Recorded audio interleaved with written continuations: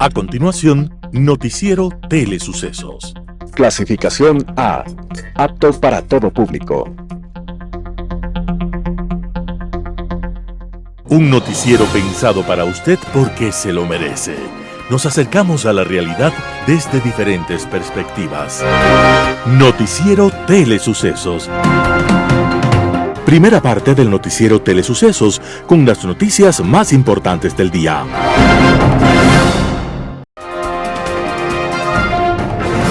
Un día como hoy. Una mañana invernal de 1900, una niña de 11 años fue acusada de haber robado algún libro de su escuela. La niña se defendió y demostró que nada tenía. Pero en ese momento ya se había desatado la irracionalidad grupal y una compañerita la insultó por no tener padre y le arrojó una piedra. Entonces las demás niñas se sumaron a la locura colectiva y ante la lluvia de insultos y piedras, la niña huyó de la escuela para no regresar jamás. Era mentira que hubiera robado algo, pero era verdad que ahora no tenía padre. Alguna vez lo tuvo, pero la había abandonado cuando ella apenas tenía 3 años. La niña se llamaba Lucila Godoy Alcayaga.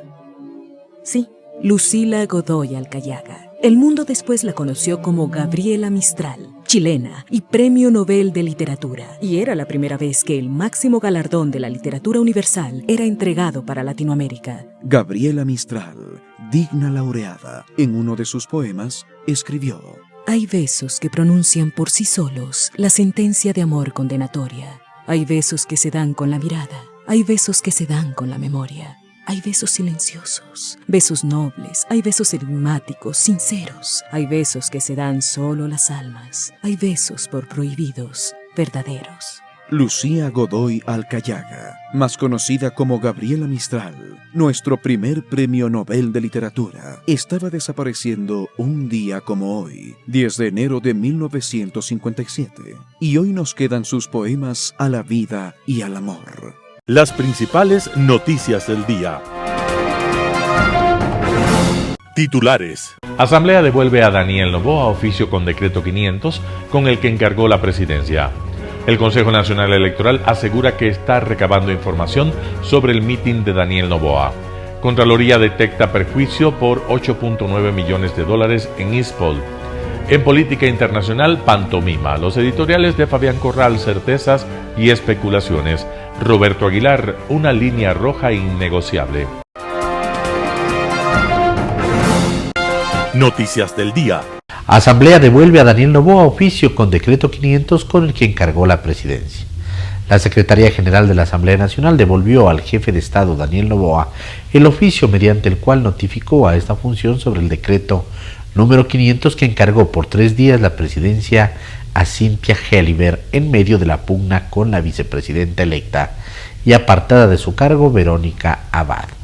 El secretario de la Asamblea, Alejandro Muñoz, justificó esta decisión el 8 de enero del 2025 al no cumplir con lo dispuesto en los artículos 146 de la Constitución, 42 de la Ley Orgánica de la Función Legislativa y 30 del Código Civil, que tienen que ver con las funciones del vicepresidente en caso de ausencia del primer mandatario. Según oficio emitido por el secretario de la Asamblea, se recordó que para que el mandatario se ausente temporalmente debe solicitar una licencia sin remuneración por razones de fuerza mayor, lo cual no ocurrió en este caso. La justificación dada por Noboa, que incluía su intención de participar en la campaña electoral de febrero, no se considera un motivo válido según la ley. La Asamblea destacó que en esta situación el presidente debería haber solicitado la licencia formalmente y su solicitud habría sido evaluada por el Pleno, que podría aceptarla o rechazarla con una mayoría absoluta. La devolución del decreto también señala que no se ha demostrado que la ausencia de Noboa esté motivada por un caso fortuito o de fuerza mayor.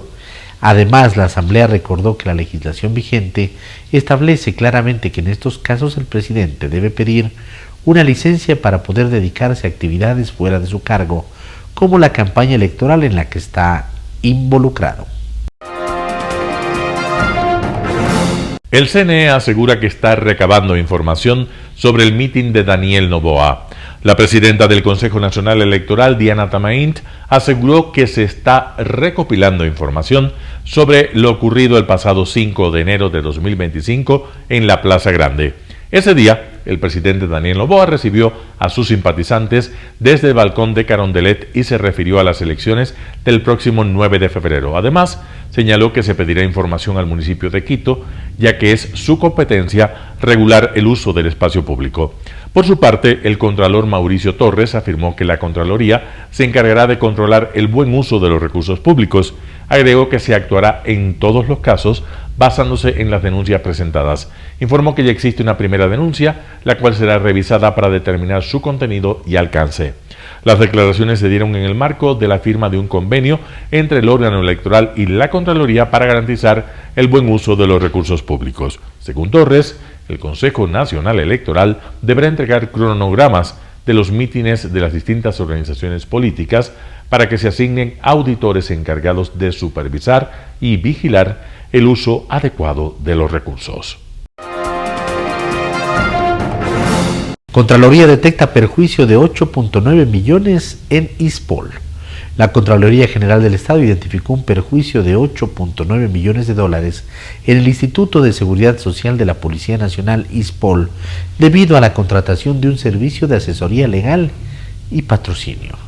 El informe revela fallos en la gestión de los contratos, lo que resultó en pagos indebidos al proveedor. El organismo aprobó un informe de examen especial que analizó los procedimientos de contratación para la defensa de los intereses del instituto y la recuperación de valores invertidos. Este análisis cubrió el periodo entre el 1 de enero del 2021 y el 30 de junio del 2024. El informe aprobado el 30 de diciembre del 2024 y que fue difundido este 8 de enero revela que el contratista no cumplió con la entrega de productos según lo estipulado en el contrato. Además, en una de las 59 acreencias revisadas, no presentó la documentación que respaldara las gestiones realizadas ante diversas instituciones, como la Superintendencia de Compañías, el Banco Central y la Procuraduría General del Estado. Las irregularidades detectadas también incluyen errores en la reasignación de cuentas y en el registro contable de títulos, valores en operaciones bursátiles con bonos del Estado. Estos errores fueron responsables de los pagos indebidos, lo que causó un perjuicio económico de 8.9 millones al ISPOL. Entrevista del día. En Radio Sucesos estuvo César Febres Cordero, analista político, habló del debate vicepresidencial 2025. Escuchemos lo que dice. Bueno, como usted bien mencionaba, ha sido un debate en dos rondas. 14 de 16 candidatos y candidatas han aceptado participar, entonces va a ser 7 en cada una, aproximadamente 1 hora y media cada ronda. En cada ronda van a haber 3 ejes, uno centrado en el rol de la vicepresidencia y cómo lo asumirían de llegar a la vicepresidencia estos candidatos. De ahí un eje de seguridad y otro eje de lo económico y lo productivo. En cada eje va a haber una intervención de cada uno de los candidatos. En el primero va a haber también una repregunta, en el segundo y en el tercero va a haber una interpelación por sorteo de otro candidato, a lo que va a poder responder el candidato interpelado, y de ahí también una repregunta hecha por los moderadores que también será respondida. Bueno, importante. Los ejes fueron ya elegidos por la organización. Cuéntenos cómo se eligió eso y el formato también. Bueno, como le comento, este es el formato. Es un formato que trata de que haya espacio para la interacción entre los candidatos. Van a haber las interpelaciones no en el eje vicepresidencial, solamente en el de seguridad y en el económico. Y habrá en todos los ejes las repreguntas por parte de los moderadores, para permitir que haya un desarrollo más profundo de las ideas y de las propuestas por parte de los candidatos. Creo que la idea detrás, y me parece correcta, es permitir que tanto el debate permanezca dentro de los puntos álgidos de la situación del país en este momento, que son la economía, la seguridad y, por supuesto, siendo candidato a la vicepresidencia, el rol constitucional de los vicepresidentes, pero también permite una cierta libertad ¿no? Una cierta holgura y un tiempo creo que es suficiente dentro de la hora y media de cada ronda para que los candidatos igual puedan diversificar un poco los puntos, los campos que van ocupando a la hora de responder. Por eso se les permite ser interpelados y además para cada respuesta o para cada turno se da una repregunta del moderador. Bueno, digamos, no Son las queremos. preguntas que van a surgir del momento, no están previamente elaborados como hemos visto en otros debates, César. Correcto, van a surgir del momento, por supuesto, por parte del equipo del debate, por parte de nosotros los moderadores, hay una investigación detrás, tratando un poco de preparar justamente un estudio basado en los planes de gobierno de los candidatos, basados un poco también en sus declaraciones públicas, basándose obviamente en lo que probablemente se va a ver discutido dentro de cada uno de los ejes, para estar listos. También, por supuesto, estamos listos para utilizar la repregunta para encaminar de vuelta al candidato si es que éste no ha respondido a la pregunta original. Y Ujú. es en parte una especie de sanción que queremos hacer de que pierda el derecho a poder abarcar más dentro del eje y tenga que regresar a la pregunta original si es que no la está respondiendo y dejarlo en evidencia, que por supuesto no creemos o esperamos que no sea necesario llegar a eso, pero nos parece una forma prudente de mantener el orden del debate sin tampoco llegar a las constantes interrupciones. Desiree Olaves, directora del Comando con Venezuela en Ecuador, pasó por los estudios de Radio Sucesos. El tema, la situación política que vive Venezuela. Veamos la nota. A ver, el día de mañana está previsto, según Constitución de Venezuela, la juramentación del candidato electo. ¿Okay? Cuando hablamos de candidato electo, pues realmente no hay mucho que pensar ni mucho que analizar. El candidato electo es quien salió favorecido en las comicios el 28 de julio y es el presidente electo Edmundo González, ¿no?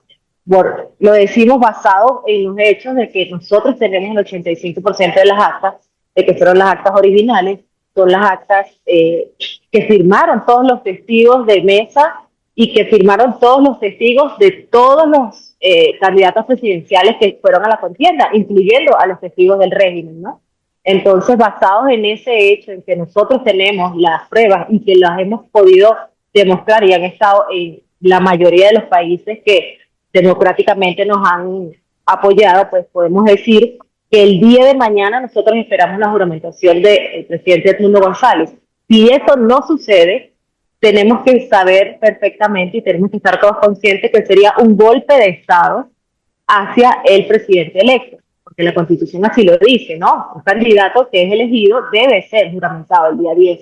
Entonces, si Edmundo González y todo el Comando con Venezuela y toda la estrategia de María Corina Machado pudo obtener las actas, las pudo presentar y demostrar que ganamos, pues definitivamente el perdedor también podría demostrar las actas y mostrar cómo él dice haber ganado. No les muestra porque sencillamente sería aceptar su derrota, ¿no? Pero estamos conscientes en que el carácter criminal del régimen, el carácter opresor, como tú dices, pues, Venezuela ha estado militarizada y en estos días pues, se ha visto un recrudecimiento de lo que es la opresión, ¿no? En contra de la sociedad venezolana. Caracas hoy amaneció totalmente militarizada por unas convocatorias de calle que hizo la líder María Corina Machado, que son convocatorias pacíficas, son convocatorias cívicas y organizadas. Solamente es demostrarle a Venezuela, demostrarle al mundo que seguimos siendo mayoría, que así como lo demostramos el 28 de julio, que ganamos por más del 70%, asimismo queremos demostrar en las calles que somos mayoría y que seguimos teniendo la misma fuerza y la misma voluntad de salir del régimen de Nicolás Maduro.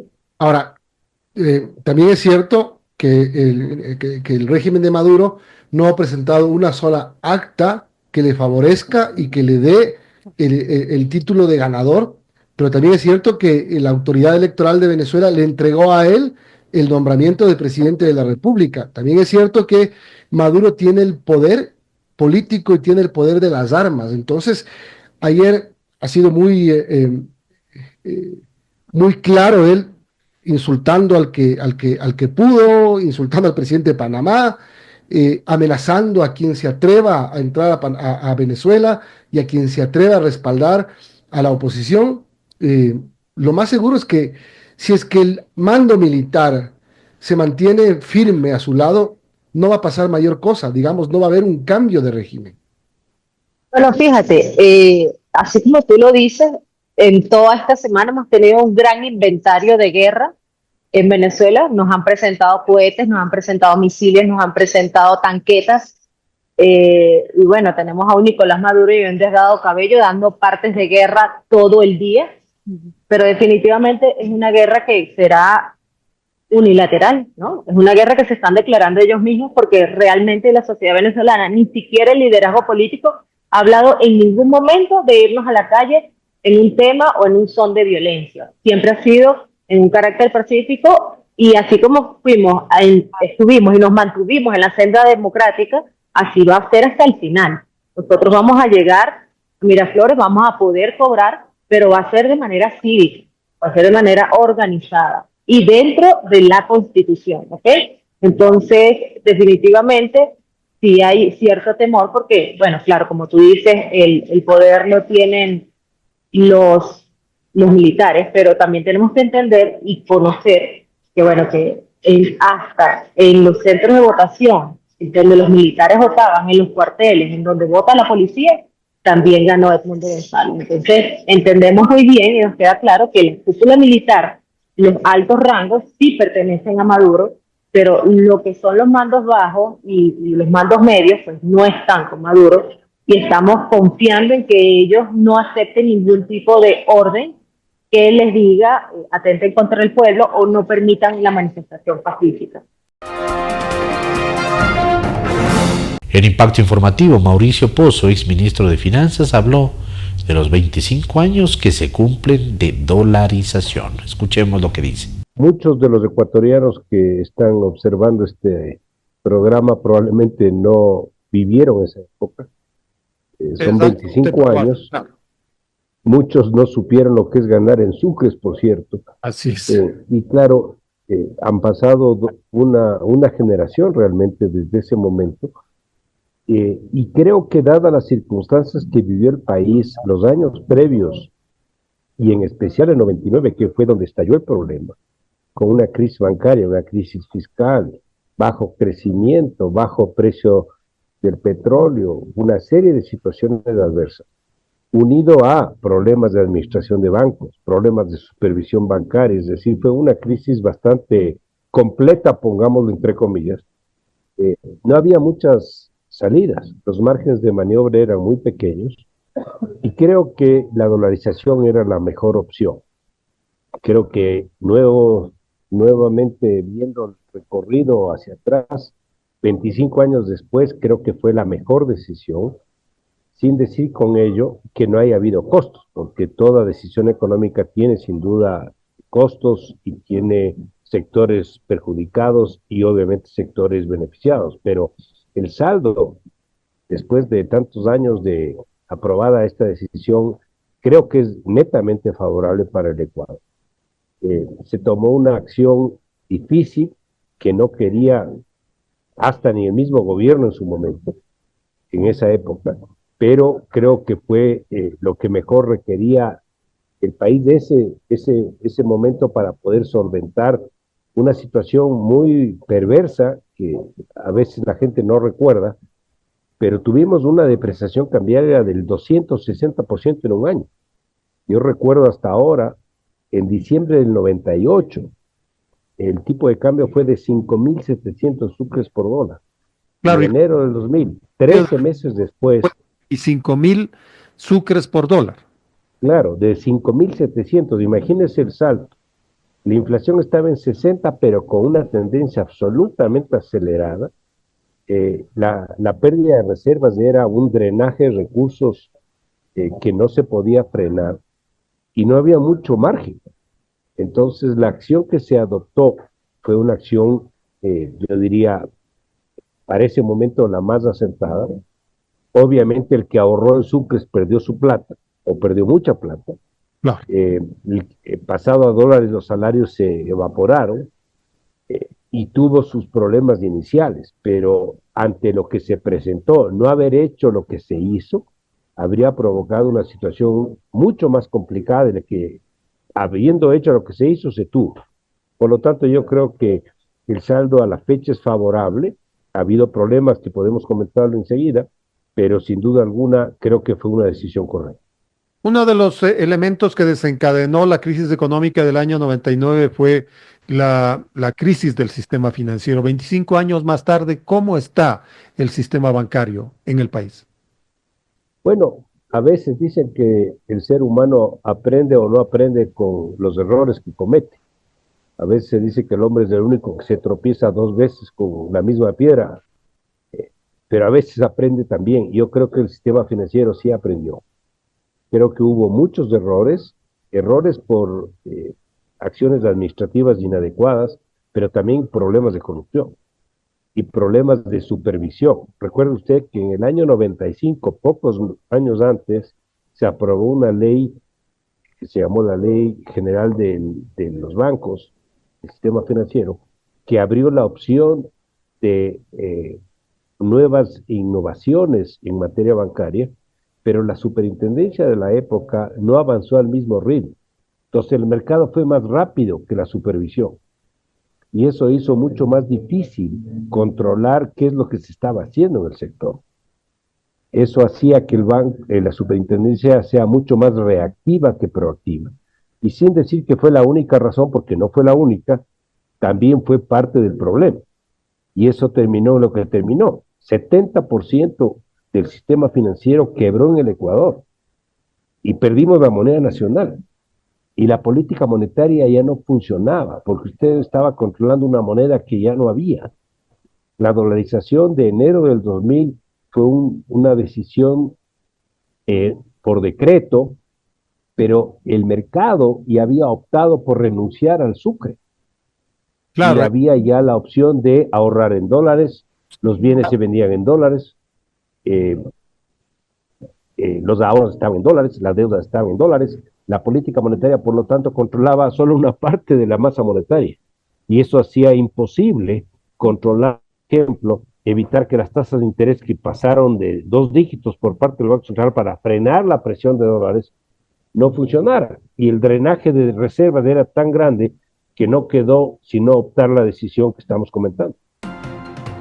Un panorama de noticias para su estatura intelectual.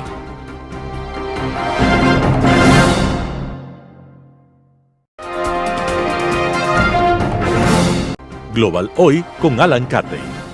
Pantomima.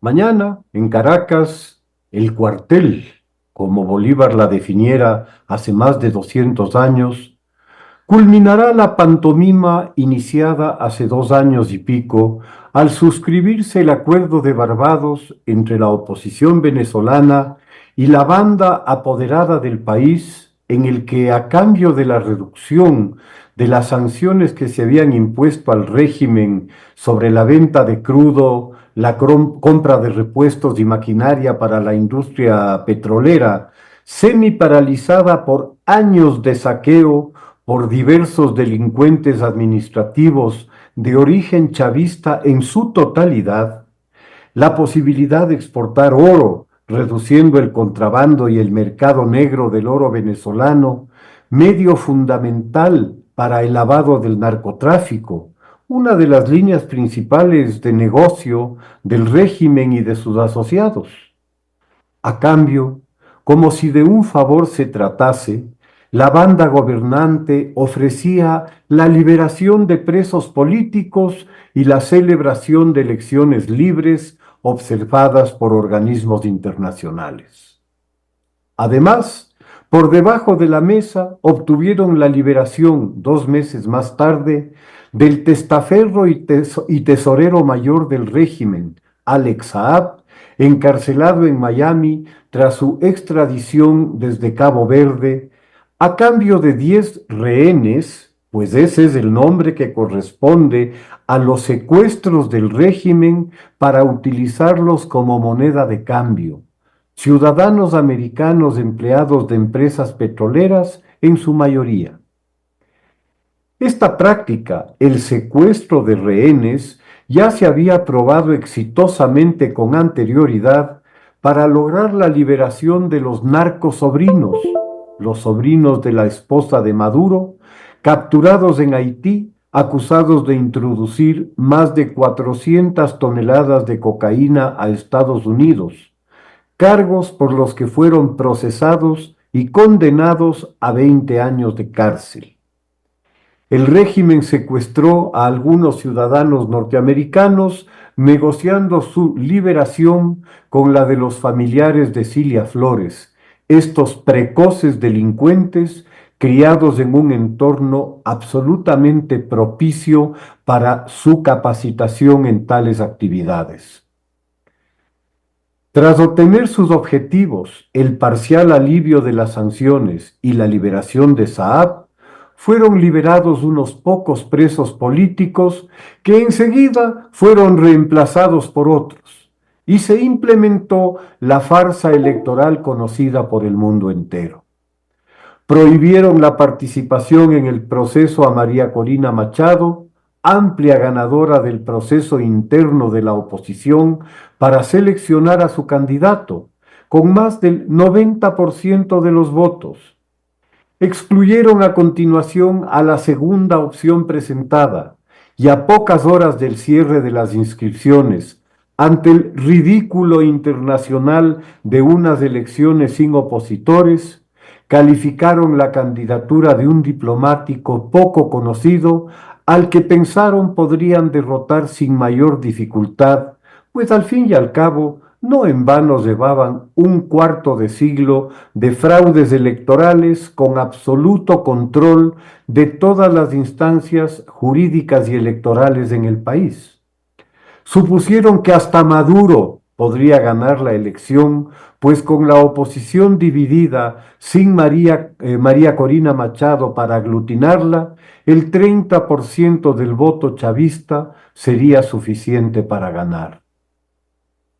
Conforme avanzaba la campaña, se evidenció un error de cálculo monumental por parte del régimen, pues la unidad opositora, gracias a la capacidad política y la tenacidad de María Corina, no solo se mantuvo, sino creció pese a la persecución y ataques de los garroteros del régimen a las concentraciones y marchas de González, que de a poco se consolidó como el candidato opositor, creciendo cada semana en las encuestas.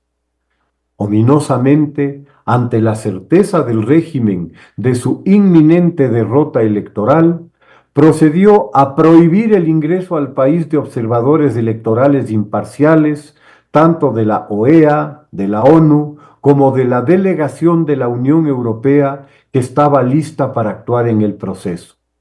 Solo se permitió el ingreso de la Fundación Carter con una casi simbólica delegación. El fraude estaba anunciado y por si quedaba alguna duda, Diosdado Cabello la disipó al declarar públicamente la decisión de la banda. No nos diremos ni de buenas ni de malas. No se requiere ningún intérprete para entender cuál es la perspectiva que cabe realísticamente esperar. No cabe entrar en digresiones ni en aclaraciones semánticas. No nos vamos a ir ni de buenas ni de malas, se entiende sin dificultad para cualquiera que hable español, y su traducción al inglés o al chino o a cualquier otro idioma es igualmente clara. El no querer entender lo que se está diciendo deja de ser ingenuidad para transformarse en complicidad.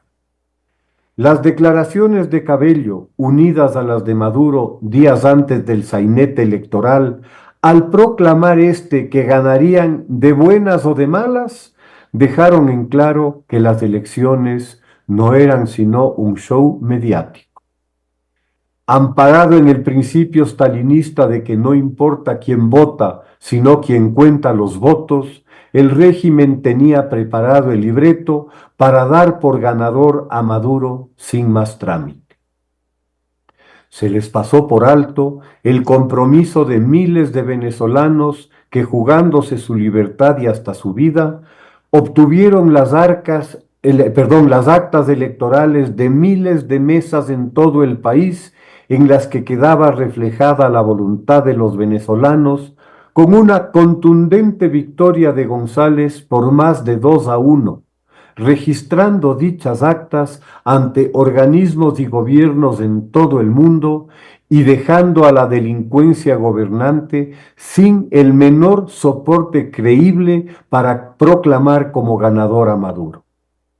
Obviamente, para el Club de Dictadores regional y mundial, minucias como la legitimidad o la credibilidad carecen de cualquier significado y no tardaron en dar su reconocimiento a sus pares. Puestos a pensarlo, ¿qué cabía esperar de un Ortega o de un Assad, sabedores de su necesidad eventual de un refugio si se les viraran las tornas? Exactamente lo que aconteció con el segundo hace unas semanas en Siria. Para Assad, Moscú sería el destino donde halló refugio seguro para nunca pagar sus culpas por sus crímenes contra la humanidad, en la confianza de la protección de su par, Putin, también buscado por crímenes similares. La espada de Damocles que pende sobre toda la cúpula de la banda venezolana es sin duda el estímulo más poderoso para defender con uñas y dientes su poder en Venezuela, pues si bien Maduro y uno que otro cómplice mafioso podrán escapar y ampararse con sus socios y pares, buena parte de los mandos medios, con las manos tan manchadas de sangre y de dinero sucio, no podrán hacerlo. Sabiendo lo que se ha hecho, a cuánta gente han matado y torturado, a cuántos millones se expulsó del país, destruyendo familias y relaciones, poco creíble resulta que acepten abandonar el poder y las canonjías que nunca han esperado. Pretender una transición voluntaria es ridículo. Se van a quedar, de buenas o de malas, asesinando a cuanto sea necesario para hacerlo. Al final del día, quienes tienen las armas son ellos y carecen de cualquier escrúpulo para usarlas contra sus compatriotas. Asistimos otra vez a un requiem por Venezuela. Paz en la tumba de su democracia. Muchas gracias. Editorial. Certezas y especulaciones, artículo de Fabián Corral publicado en Diario El Universo.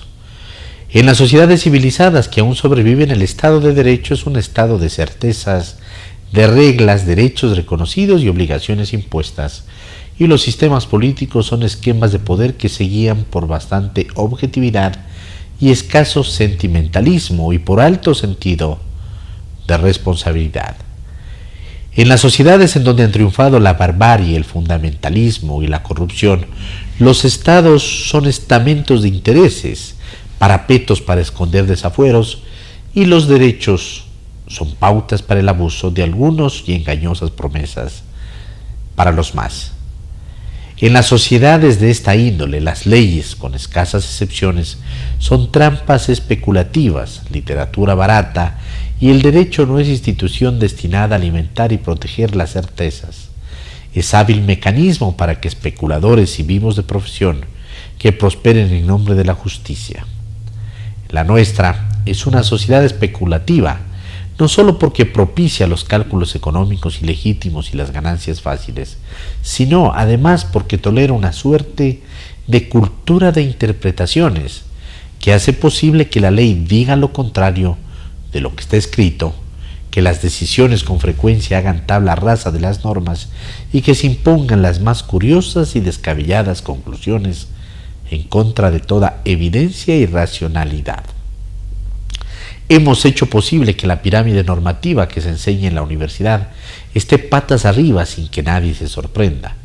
Al contrario, semejante anomalía ha encontrado algunos opinadores que confirman que así debe de ser, que 2 más 2 son 7, que el día es noche y que lo malo es bueno.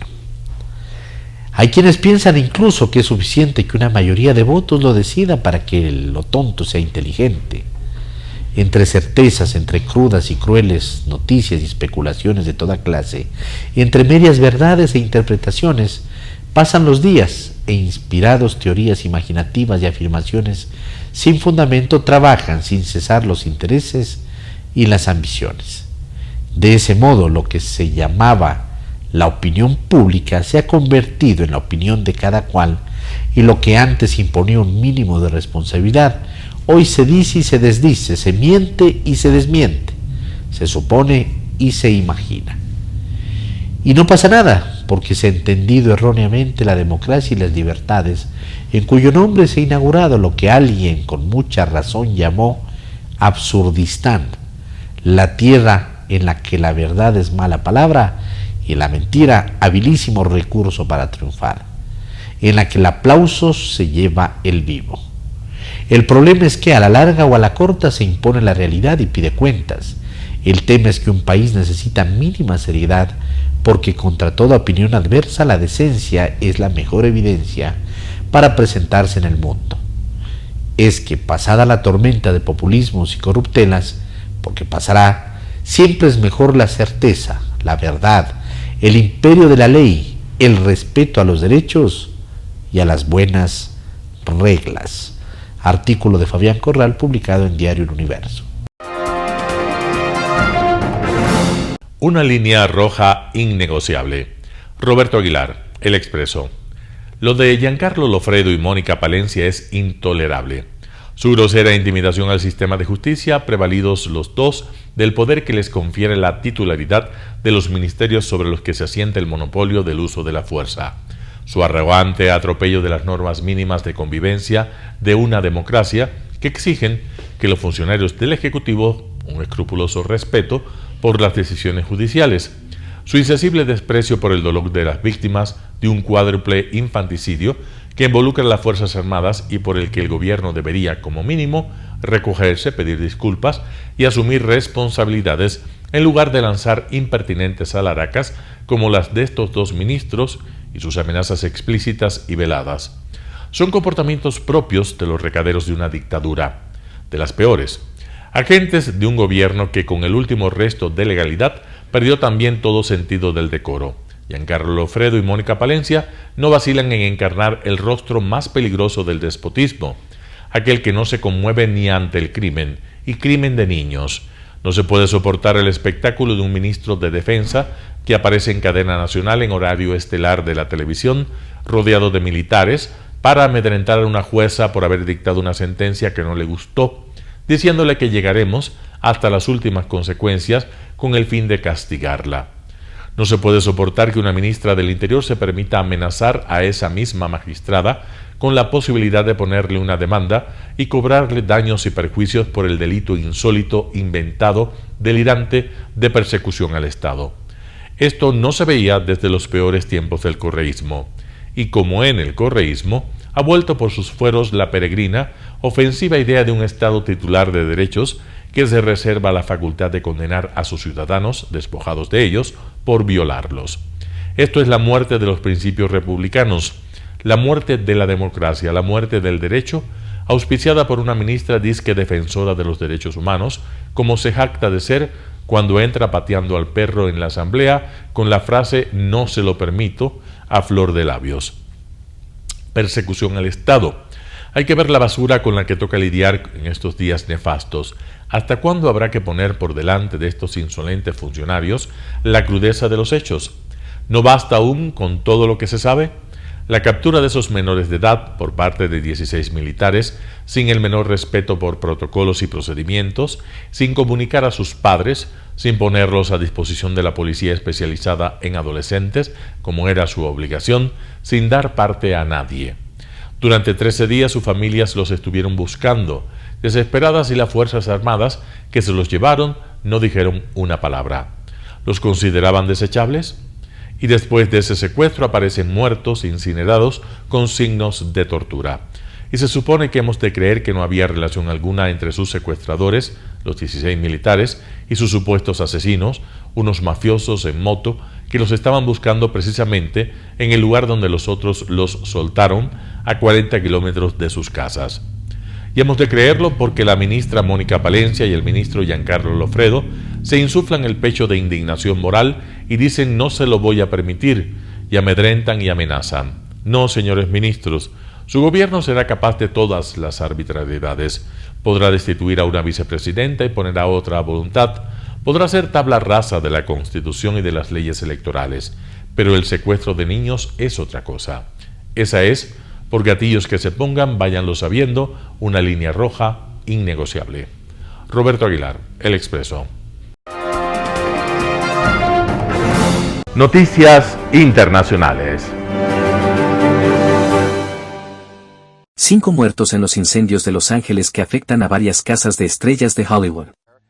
El fuego no da tregua a Los Ángeles. Un sexto foco se ha desatado en el emblemático barrio de las colinas de Hollywood en las primeras horas del jueves, en una serie de incendios descontrolados que dejan al menos 5 muertos, decenas de heridos y unas 150.000 órdenes de evacuación. Además, en las áreas de Eaton y Pacific Palisades, el fuego ha quemado 11.000 hectáreas, causando cuantiosos daños materiales. We are still facing strong and erratic winds. In Palisades and in Sylmar, we are very much in an active firefight. Los bomberos trabajan en la zona para luchar contra unas llamas que se propagan rápidamente debido a los fuertes vientos. Se estima que el incendio en Palisades ha dañado más de 1.000 estructuras, en su mayoría viviendas. Muchas celebridades de Hollywood han perdido sus mansiones. La casa familiar de Malibú, frente a la playa, propiedad de Paris Hilton, se quemó hasta los cimientos en el incendio y cientos de otras lujosas propiedades ardieron en pocas horas. About 5 of my friends' house burned down. Wow. That live up the street, and when it's a wind-driven fire, there's nothing that very little we can do. El fuego arroja densas nubes de humo y cenizas en varias áreas de Los Ángeles, donde la calidad del aire es deficiente. El presidente Biden ha cancelado su viaje a Roma en su visita prevista con el Papa para atender la emergencia en Los Ángeles.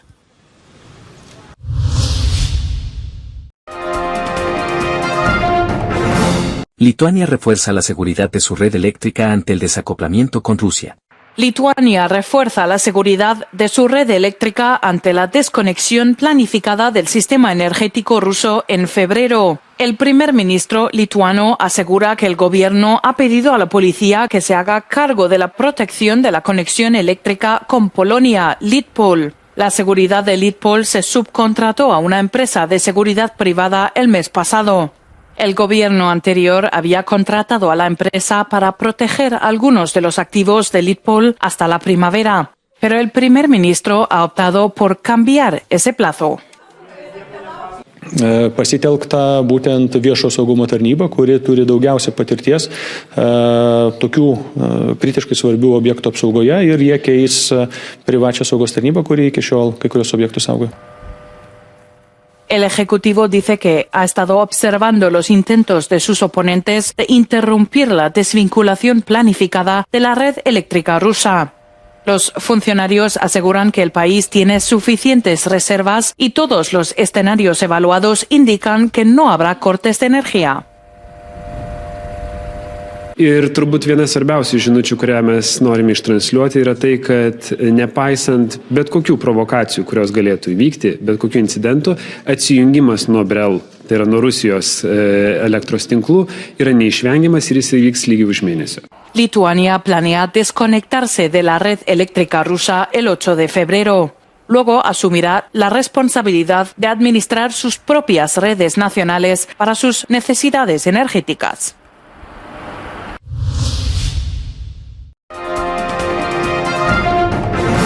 Congreso busca deportar a indocumentados acusados de crímenes no violentos. La Cámara de Representantes aprobó este martes un proyecto de legislación migratoria que busca deportar a inmigrantes indocumentados acusados de delitos no violentos. The bill is passed without objection. The motion to reconsider is laid upon the table. El proyecto, aprobado con 264 votos a favor, 48 de ellos de demócratas, lleva el nombre de Laken Riley, la estudiante de enfermería asesinada en 2024 en la Universidad de Georgia por un inmigrante indocumentado venezolano, José Antonio Ibarra, sobre el cual pesaban cargos previos de robo. Detendremos y deportaremos a los inmigrantes ilegales que cometan robos, hurtos en tiendas y delitos ciertamente atroces y violentos. El proyecto ataca el problema promovido por los republicanos de un aumento de la criminalidad debido a los indocumentados. Esto a pesar de que las cifras nacionales revelan una disminución de los crímenes violentos en los últimos años. Queremos asegurarnos de que si van a estar en nuestro país, respeten nuestras leyes, tal como se espera que respetemos las suyas en su país de origen. Según los demócratas, que tienen la minoría en la Cámara, este proyecto de ley tiene serios defectos, sobre todo porque requiere la detención de un gran número de migrantes, incluidos aquellos que pueden pedir asilo en Estados Unidos, si han sido acusados de crímenes menores.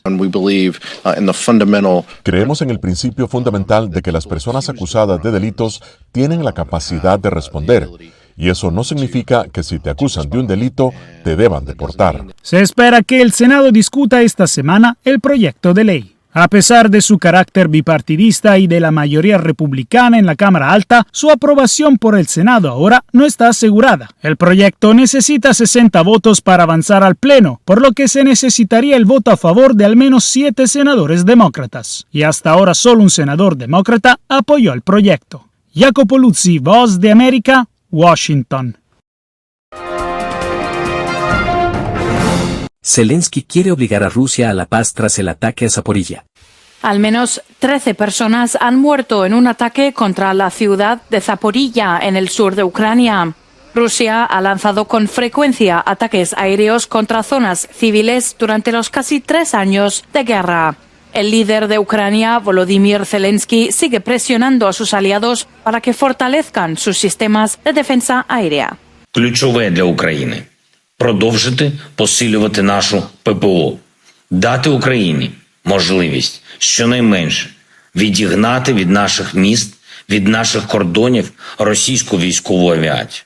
Це реально, якщо партнери зараз все ж таки реалізують домовленості, про які ми з ними давно говоримо.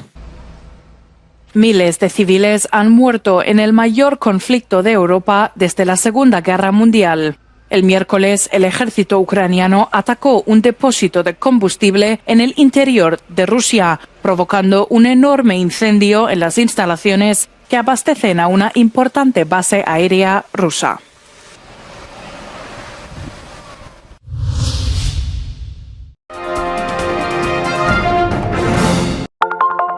Telesucesos, Canal 29 UHF de la ciudad de Quito. Un canal de televisión abierta. Siempre inédito. Para una audiencia especial. Somos cultura, educación, salud, opinión calificada, normas de vida. Y todas las tardes, de lunes a viernes, desde nuestros estudios en Arena Telesucesos, escenario propio destinado a promover el deporte. En tiempo real.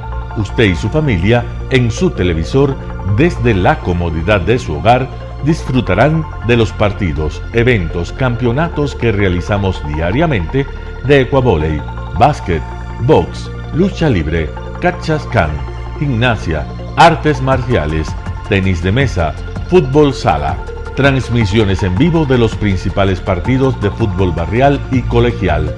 En fin, somos un canal inédito. Inéditos en el deporte, transmisiones de acción y conocimiento en el deporte, espacio diario conducido por el arquitecto David López todas las tardes, de lunes a viernes, de 4 a 5 de la tarde. Siempre inéditos y distintos, siempre jóvenes, personajes jóvenes de generaciones nuevas.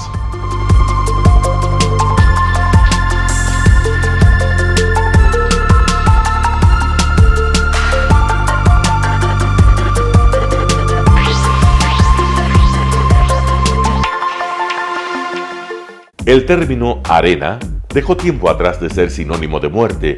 Hoy es un espacio de vida, de desarrollo de una de las actividades básicas del comportamiento humano, el deporte, que quizá, como ninguna, moviliza sentimientos y emociones, elimina como principio la violencia, intereses personales, trampas, desunión e intrigas. El deporte, con sus valores, solo deberá entregar mensajes de bien para mejorar las actuales estructuras sociales y políticas en deterioro en las que vive nuestro país. Hoy entregamos a nuestra audiencia de la ciudad de Quito deportes y en especial a la parroquia de Calderón, uno de los sectores populares de mayor desarrollo de la ciudad, con una población estimada en 1 millón de habitantes que están en contacto diario con el canal 29 UHF, presente con sus instalaciones deportivas en Llano Grande, su centro de gravedad. Telesucesos, desde nuestro estudio principal y en el de Arena Telesucesos, es el único medio de televisión que transmite de lunes a viernes 4 horas diarias de diversos eventos y novedades deportivas: el ecuavóley, básquet, tenis de mesa, halterofilia, taekwondo, esgrima, box, cachascán, gimnasia olímpica. Pueden ser observados en Canal 29 UHF y en todas las redes sociales en su televisión, sin ningún costo, desde la comodidad de su hogar, en nuestro canal y en las redes sociales. Arena Telesucesos es el escenario en donde el deporte tiene vida.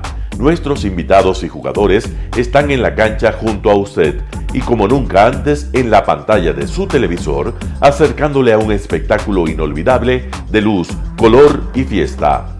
Por fin usted encuentra el deporte que practica y que nunca es transmitido ni considerado por otros medios de comunicación con la importancia que nosotros le damos. El ecuavóley es el gran protagonista en una cancha con todos los estándares y comodidad para su práctica.